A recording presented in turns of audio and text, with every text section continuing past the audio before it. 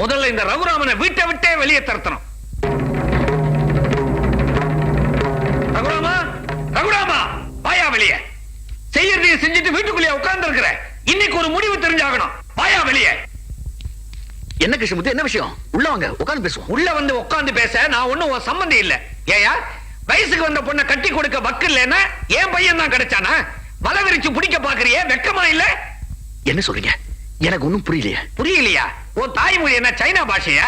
ஏயா, உன் பொண்ணை என் பையன் மேல ஏவி விட்டு அவனை மாப்பிள்ளை ஆக்கிக்கிட்டா என் சொத்து பூரா உன் கைக்கு வந்துரும், உன் தரித்திரம் தீர்ந்து போயிடும்னு திட்டம் தீட்டிக்கிட்டு இருக்கியா? கேளுங்கய்யா அந்த அநியாயத்தை. இவன் பொண்ணு ஒரு லவ் லெட்டர் எழுதி அதை ஒரு கல்லுல சுத்தி என் வீட்டுல தூக்கி விசிறி எறிஞ்சிருக்கிறா. அது என் கண்ணில் பட்டிருந்தா என் கண்ணு என்ன இருக்கும், என் பையன் கண்ணில் பட்டிருந்தா அவன் மனசு என்ன இருக்கும்? சொல்லுங்கய்யா. ஏயா லவோ திவோன்னு அனாவசியமா கத்திக்கிட்டு இந்த காலத்துல காதலிக்கிறது ஒரு தப்பாயா? யோ, எங்களுக்கே இப்பதான் விஷயம் தெரியும். நாங்க எங்க பொண்ணை கண்டிச்சு வச்சுக்கிறோம். நீ முதல்ல உன் பையனை கண்டிச்சு வை. இடத்த காலி பண்ணியா? இடத்த காலி பண்ணணுமா? கிளவா திமுற. என் பையன் பாவம் அப்பாவி. அவன் வாயில வேணா விரல வச்சு பாருங்க, கடிக்க கூட தெரியாது. ஆமா, வாயில விரல வச்சா கடிக்க தெரியாது, சூப்பிடுவான். யோ, உன் பையனை கூட்டிக்கிட்டு வாயா. என்ன நடந்தது ஏது நடந்ததுன்னு விசாரிப்போம். தபா, 2 நாள் அவகாசம் தரேன். மரியாதையா வீட்டை காலி பண்ணி மூட்டை முடிச்சோட எங்கேயாவது ஓடி போடுங்க. இல்ல வீட்டை பொண்ணை வச்சு பிராத்தல் நடத்துறீங்கன்னு போலீஸ்ல கம்ப்ளைண்ட் கொடுத்து மானத்தை வாங்கி குடும்பத்தையே கம்பி என்ன வச்சிருவேன். ஜாக்கிரதை. கம்பி என்ன இருப்பானே? ஐயா, ஏய் கார்த்திக், போடா உள்ள. ஏன்பா சண்டை வளர்க்குறீங்க? Mister Krishnamurthy, I am very sorry. என்ன மன்னிச்சுங்க சார், ப்ளீஸ். மன்னிப்பா கேக்குற மகா பாவி. முதல்ல உன் பொண்ணை வச்சு என் பையனை மயக்கிறீங்க. தட்டி கேட்டா உன் பையனை விட்டு அடிக்க சொல்றீங்களா? இப்பவே போலீஸ் ஸ்டேஷனுக்கு போறேன். என்ன நடக்குதுன்னு பாரு. தள்ளியா தள்ளுமா. ஏன்டா அந்த ஆள அடிச்ச? ஏன் அடிச்ச? இப்ப போலீஸ் கேஸ் வந்தா என் மான என்ன அர்த்தம்? என் மான ஏன் அவனை அடிக்கிறீங்க? என் கௌரவத்தை காத்துல பறக்க விட்டுட்டாண்டி. எனக்கு என்ன பண்றதுன்னே தெரியல. இவனை கொன்னாதான் யாரும் அடங்கும். அவன் எனக்கு தப்பு பண்ண? கூட பிறந்தவளை பிராத்தல்ல சொன்னா கழுதை கூட கோவம் வரும். அப்படி உங்களுக்கு கோவம் தான் போய் அதை கிருஷ்ணமூர்த்தி அடிக்க. இல்லனா இந்தாங்க, இந்த கழுதைய உனக்கு எல்லாம் காதல் ஒரு கேடான கேட்டு நான் மெதி மெதிக்க. போங்கயா, எல்லாரும் போங்க. ஒரு சத்தம் கேட்க கூடாத, உடனே வந்துடுவீங்களே. பகு, நீ பதறாம வேலைக்கு போ. போலீஸா கோர்ட்டா ரெண்ட் கண்ட்ரோலா எல்லாத்தையும் நான் பாத்துக்கிறேன். ஏண்டி ஏண்டி அவனுக்கு லவ் லெட்டர் எழுதுன?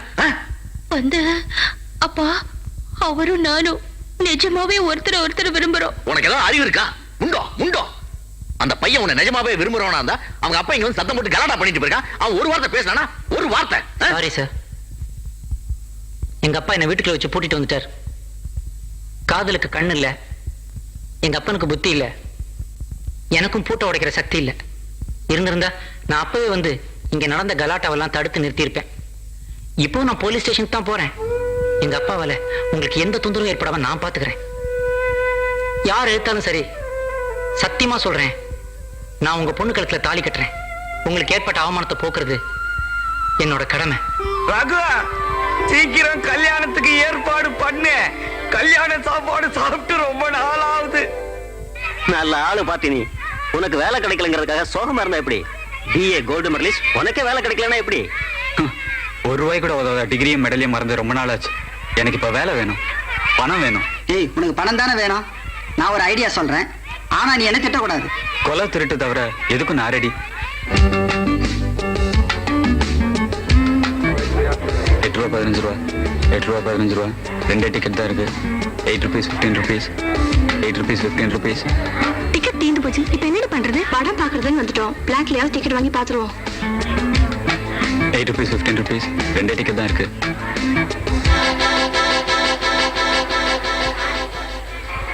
BA கோல்ட் மெடலிஸ்ட் டிக்கெட் விற்கிறேன்னு பாக்குறீங்களா? நாய் வித்த காசு குறைக்காது, பணத்தை எடுங்க. ₹30 கூட.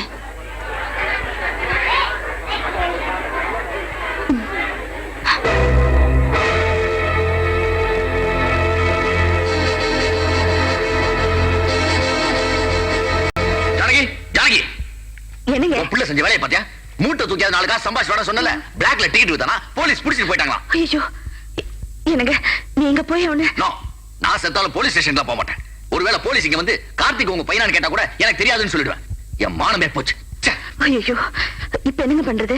அடடடடடடா, இதுக்கு போய் இப்படி பதறீங்களா? அவ என்ன கொலையா பண்ணிட்டான்? ஆஃப்டர் ஆல் இது ஒரு பெட்டி கேஸ். 25 50 ஃபைன் போடுவாங்க. கட்டிட்டு கூட்டியாந்துடுறேன். நோ யுவர் ஆனர், நான் பிளாக் டிக்கெட் விக்கிறவன் இல்ல, படிச்சவன், பி ஏ கோல்ட் மெடலிஸ்ட். நீங்க ஒரு பொண்ணுகிட்ட டிக்கெட் வித்துக்கிட்டு இருக்கும்போது தானே அவர் உங்களை அரெஸ்ட் பண்ணாரு? இல்ல, அந்த பொண்ணு என் மனைவி. அவகிட்ட டிக்கெட் கொடுக்கும்போது தான் இன்ஸ்பெக்டர் என்ன தப்பா புரிஞ்சுக்கிட்டாரு. உங்க மனைவி இங்க வந்திருக்காங்களா? Yes, Your Honor. Your Honor, நான் தான் அவர் மனைவி. என்கிட்ட டிக்கெட் கொடுத்துட்டு இருக்கும்போதுதான் அவர் அரெஸ்ட் பண்ணிட்டாங்க. நீ சொல்ற கதையெல்லாம் நம்புறதுக்கு நான் ஒண்ணு உங்க அப்பா மாதிரி அப்பாவி இல்லடா. கோர்ட்ல அத்தனை பேருக்கு முன்னாடி ஒரு பொண்ணு உன்னை புருஷன்னு சொல்லிருக்கானா அதுக்கு என்ன அர்த்தம்னு எனக்கு தெரியாதா? கல்யாணம் எவ்வளவு நாள் ஆச்சு? சத்தியமா இல்லம்மா, என்ன காப்பாத்துறதுக்காக என் மேல உள்ள பிரியத்துல அவளே அந்த சாட்சி சொன்னா. ஜானகி, இவன் மேல ஒரு விசாரணை கமிஷன் போடு. அப்பத்தான் எப்ப கல்யாணம் ஆச்சு, எத்தனை குழந்தை இருக்கு, எங்க குடும்பம் நடத்துறாங்கிற எல்லா உண்மையும் வெளியே வரும். என்கிட்ட கூட சொல்லவே இல்லையேண்ணா. ஆளாளுக்கு இப்படி வெறுப்பேத்துனீங்க, அப்புறம் நிஜமாவே நான் அந்த மேரிய கல்யாணம் பண்ணிக்குவேன். போடா போ. அந்த மேரி பொண்ண கல்யாணம் பண்ணனா உன் தங்கச்சிக்கு கல்யாணமே நடக்காது. அவ கிணத்துல விழுவா. அந்த அவமானம் தாங்காம நான் தூக்குல தொங்கணும். நீ எவ்வளவு பெரிய தப்பு பண்ணிட்ட மேரி. கார்த்திக் மேல உனக்கு மதிப்பு இருக்கலாம், அதுக்காக ஒரு கோர்ட்ல நீதிபதி முன்னால அவர்தான் என் கணவர்னு சொல்லிட்டியே. எவ்வளவு பெரிய முட்டாள்தனம் பண்ணிட்ட. அவர் ஆபத்துல இருந்து காப்பாத்துறதுக்காக தான் நான் அப்படி சொன்னேன் ஃபாதர். ஆபத்துல இருந்து அவனை காப்பாத்துறதாக சொல்லி நீ ஆபத்துல மாட்டிக்கிட்டியேமா. அனாத ஆசிரம ட்ரஸ்டிகள் இந்த விஷயத்தை சீரியஸா எடுத்துக்கிட்டாங்கன்னா உன் கதி என்ன ஆகும் தெரியுமா? அவளுக்கு எந்த ஆபத்தும் ஏற்படாது ஃபாதர். ஃபாதர், அவன் மேல எனக்கு காதலோ இன்ஃபாச்சுவேஷனோ கிடையாது. அவளோட மனிதாபிமானத்தை நான் மதிக்கிறேன், அவ்வளவுதான். எனக்கு உதவி செஞ்சதுக்காக இவ ஆபத்துல மாட்டிக்கிறானா, நிச்சயமா நான் அவளை கைவிட மாட்டேன். இது சத்தியம் ஃபாதர். இதுக்கு சாட்சியா இந்த செயினை நான் இவ கழுத்துல போடுறேன்.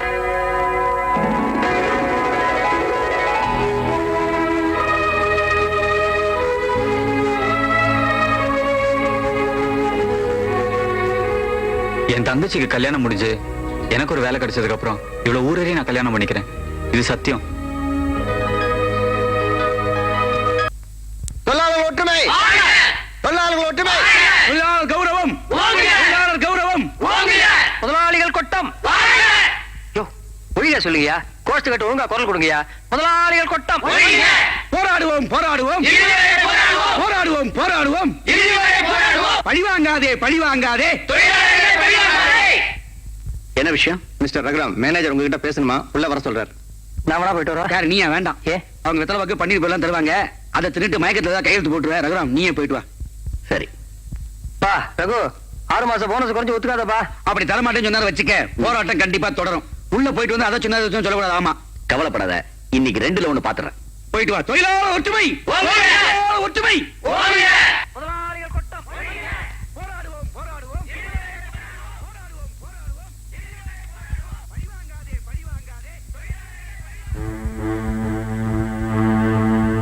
கார்த்திக், நீ எங்கடா இங்க வந்த? நான் தான் வர சொன்னேன். இந்த பார் ரகு, ஒர்க்கர்ஸ்க்கு 6 மாசம் போனஸ் கொடுக்கிற அளவுக்கு கம்பெனியோட நிதி நிலைமை இப்ப சரியா இல்ல. இப்போ உங்களால எவ்வளவு போனஸ் கொடுக்க முடியும்னு சொன்னீங்கன்னா தொழிலாளர்களோட பேசி அவங்களை சம்மதிக்க வைக்கிறேன் சார். குட். கார்த்திக்கு நீ ஒரு வேலை கேட்டு இருந்த இல்லையா? இந்த பிரச்சனையை நீ சுமூகமா முடிச்சு வச்சா உன் மகன் கார்த்திக்கு நான் ஒரு நல்ல வேலை போட்டு தரேன். Thank you sir. சார், என் சொந்த பிரச்சனையை தொழிலாளர் பிரச்சனையோட சம்பந்தப்படுத்தாதீங்க சார். சம்பந்தப்படுத்தாம எப்படி? இந்த போனஸ் பிரச்சனையை நீ சுமூகமா தீர்த்து வச்சாதான் உன் மகனுக்கு இந்த கம்பெனியில வேலையே. அவங்க உழைப்புக்கு நியாயமா கிடைக்க வேண்டியது 20 லட்சம் ரூபாய் போனஸ். ஏன் சுயநலத்துக்காக நான் அவங்க வயித்துல அடிக்க தயாரா இல்ல. அப்போ என்னோட அவங்க உங்களுக்கு முக்கியமா போயிட்டாங்க இல்ல? டேய், பெத்த பிள்ளைக்காக நேர்மையை தூக்கி போட்டுட்டு நம்பிக்கை துரோகம் செய்யணும்னா அது என்னால முடியாதுடா. இன்னைக்கு உலகத்துல நேர்மையை பத்தி பேசுற ஒரே ஆள் நீங்க தான். என் ஃப்ரெண்ட் மனோகரோட அப்பா டிஎஸ்எம்எஸ்ல யூனியன் லீடரா இருக்காரு. அந்த பதவியை வச்சு 30 லட்சம் ரூபாய்க்கு வீடு கட்டிட்டாரு. பொண்ணுக்கு 2 லட்சம் ரூபாய் செலவு பண்ணி ஜாம்னு கல்யாணம் பண்ணிருக்காரு. உங்களுக்கு பழைக்க தரலனாலும் என்னையாவது பழைக்க விடுங்கப்பா. ஆமாப்பா, அண்ணனுக்கு இந்த வேலை கிடைச்சதுன்னா நமக்கு ரொம்ப உதவியா இருக்குல்லப்பா. ஆமா ரகு, இவ்வளவு நாளா நீ நேர்மையா உழைச்சி என்ன பலனை கண்ட? ஊரெல்லாம் கடை, உடைஞ்சு போன ஒரு ஸ்கூட்டர், தேஞ்சு போன செருப்பு. இன்னும் எத்தனை நாளைக்கு உன்னால இந்த குடும்ப பாரத்தை சுமக்க முடியும்? சுமதிக்கு கல்யாணம் பண்ணா 10,000 20,000 கடன் வாங்கணும். அவனுக்கு மேல கட்டிச்சு வச்சுக்கோ, உன் சுமையில பாதி குறையில. என்ன யாரும் சரியாவே புரிஞ்சுக்க மாட்டேங்கிறீங்களே. அவங்க எதுக்காக உங்களை புரிஞ்சுக்கணும்? நீங்க அவங்க சுயநலத்தை புரிஞ்சுக்கிட்டு குறுக்க வழியில வாழ கத்துக்குங்க. உங்களே நம்பிட்டு இருக்க அந்த 1000 பேரோட வயித்துல அடிச்சு அவங்களுக்கு நம்பிக்கை துரோகம் பண்ணி உங்க பிள்ளைக்கு வாழ கொடுக்கணும்.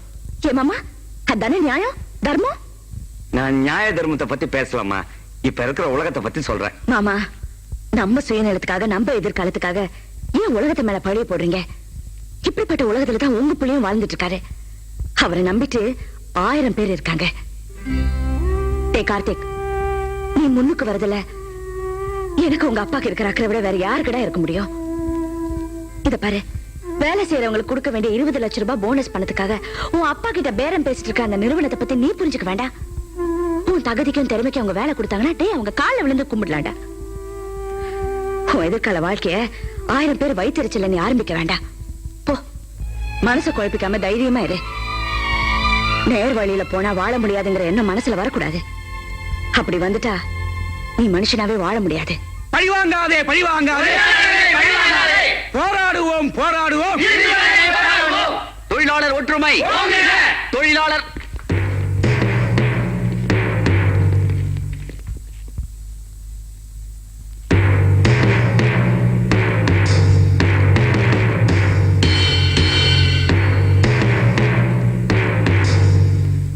நாங்க உள்ள போகணும், கொஞ்சம் வழி விடுங்க. நம்ம போராட்டத்தை முறியடிக்க டெம்பரரி ஆள் சேர்த்திருக்காங்க பாத்தியா? அதுவும் உன் மகன் தலைமையில. யாரா இருந்தாலும் விட மாட்டோம். கார்த்திக், உனக்கு என்ன வேலை இங்க? எங்களுக்கு டெம்பரரியா வேலை தரேன்னு சொல்லி வர சொல்லிருக்காங்க. நாங்க உள்ள போகணும். உனக்கு விஷயம் தெரியாதுடா. மரியாதையை இவங்களை இங்கிருந்து கூட்டிட்டு போயிடு. ஏன் போகணும்? நீங்களும் வேலைக்கு ஏற்பாடு பண்ணி தர மாட்டீங்க, தர்றவங்களையும் விட மாட்டீங்க. பயனில்லாத பட்டங்களை வச்சுட்டு நான் எத்தனை நாளைக்கு நாங்க தெருநாய் மாதிரி சுத்திட்டு இருக்குது? கிடைச்ச சந்தர்ப்பத்தை விட நாங்க தயாரா இல்ல. டேய் வாடா போலாம். ஏய் நில்றா. இத்தனை வருஷமா இந்த கம்பெனி வளர்றதுக்காக நாங்க நாயா உழைச்சிருக்கோம்டா. நாங்க எதுக்காக போராடுறோம்? எங்களுக்கு நியாயமா கிடைக்க வேண்டிய போனஸுக்காக. அந்த உரிமையை நெசுக்கிறதுக்காக தான் உங்களை பயன்படுத்திக்க பாக்குறாங்க. அவங்க சுயநலத்துக்கு நீங்க பலியாகாதீங்க. போங்க வாங்கிறது. உங்களுக்கு வேலை இருக்கு, நீங்க உரிமையை கேக்குறீங்க.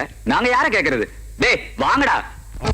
இனிமே அந்த பொண்ணு மேரிய இந்த ஆசிரமத்துல வச்சிருக்க கூடாது. அவளால நம்ம பேரே கெட்டு போச்சு. எனக்கு எல்லாம் தெரியும். மேரி, கார்த்திக் 2 பேருமே ரொம்ப நல்லவங்க. கொஞ்ச நாள் அவகாசம் கொடுத்தீங்கன்னா 2 பேருக்கும் கல்யாணம் செய்து வச்சு கௌரவமாவே அனுப்பி வைக்கலாம். அவங்க கௌரவத்தை மட்டும் பாக்குறீங்க ஃபாதர். நம்ம கௌரவம் என்ன ஆகுறது? கார்த்திக்க புருஷன்னு சொன்னா இல்லையா? நல்லவனா இருந்தா இனிமே மேரிக்கு வாழ்வு தர வேண்டியது அவனோட கடமை. உடனே மேரியை டிஸ்மிஸ் பண்ணிடுங்க. மேரி, அவசரப்பட்டு உன் வாழ்க்கையை கெடுத்துக்கிட்டேடி. இப்ப எங்கடி போற? எனக்கு ஒண்ணும் புரியலடி. மேரி, நேரா கார்த்திக் வீட்டுக்கு போ. உன்னாலதான் எனக்கு இந்த நிலைமை ஆச்சு. எனக்கு ஒரு வழி சொல்லுன்னு கேளு. இல்லடி, அவரே ரொம்ப குழப்பத்துல இருக்காரு. நான் வேற அவருக்கு சுமையா இருக்க விரும்பல. வேற என்னதான் செய்ய போற? எங்கேயாவது வீட்டோட தங்கி வேலை கிடைக்குதான்னு பாக்க போறேன். கிடைக்கலன்னா ஆத்துலயோ குளத்திலயோ இல்ல ரயில் தண்டுவாளத்திலயோ என் கதையை முடிச்சுக்க வேண்டியதுதான். மேரி, பயப்படாத. நான் வேற யாரும் இல்ல, உன் வருங்கால மாமியார். என் பிள்ளைய உன் புருஷன்னு சொன்ன பாவத்துக்காக நீ ஒண்ணும் உயிரை விட வேண்டாம். நீ யாரு என்னன்னு தெரிஞ்சுக்கத்தான் நான் இந்த ஆசிரமத்துக்கு வந்தேன். தெரிஞ்சுக்கிட்டேன். என் கூட வா. ஐயா, உங்களை கையெடுத்து கும்பிடுறேன். எங்க பரம்பரையில யாரும் இன்ஜினியரிங் படிச்சதே இல்ல. உங்ககிட்ட யாரோ தப்பா சொல்லிருக்காங்க. இல்ல சார், உங்க அப்பா தான் எங்க வீட்டுக்கு வந்து டிஃபன் எல்லாம் சாப்பிட்டுட்டு இந்த வீட்டுக்கு வந்து மாப்பிளைய பார்க்க சொன்னார். அப்பா வர வர இந்த கிழவன் பண்ற தொந்தரவு தாங்க முடியலப்பா. என்னடா என்ன? இவரு He is my son, BA, வெட்டி ஆபீசர். குட் மார்னிங் மாப்பிள. மாப்பிளையா? சார், BA படிச்சுட்டு வேலை இல்லாம இருக்க எனக்கு கல்யாணம் ஒரு கேடா? தயவு செய்து போயிட்டு வாங்க.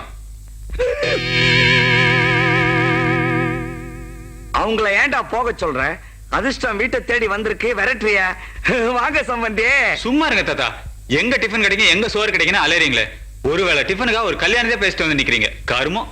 இவர் பேசுறதெல்லாம் பெருசா எடுத்துக்காம தயவு செஞ்சு போயிட்டு வாங்க. வாய மூடா. நம்ம குடும்பத்தை பத்தி வேற யாரும் தப்பா பேச வேண்டாம். நீங்க 2 பேரே போதும். நீ ஒரு பக்கம், அவர் ஒரு பக்கம். ஐயா, இது செய்து நீங்க கிளம்புறீங்களா? பதட்டப்படாம நான் சொல்றத கேளுங்க. நடந்தது நடந்து போச்சு, அதை விடுங்க. உங்க பையனை எனக்கு ரொம்ப பிடிச்சு போச்சு.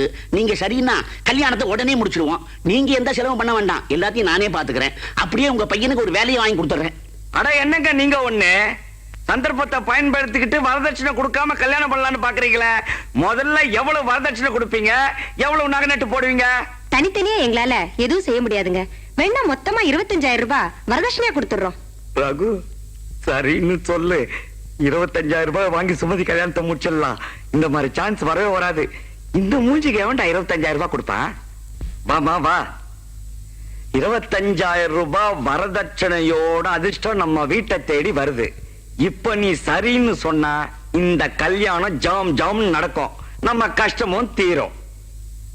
மாமா, உங்க பேரனுக்கு ஏற்கனவே கல்யாணம் ஆயிடுச்சு.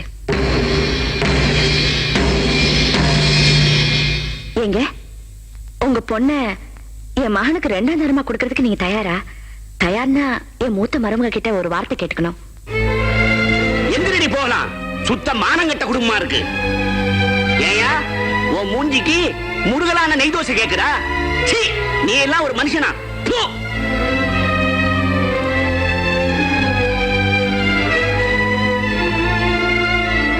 ஜானகி, நீ என்ன சொல்ற? மேரி, உள்ள வாமா.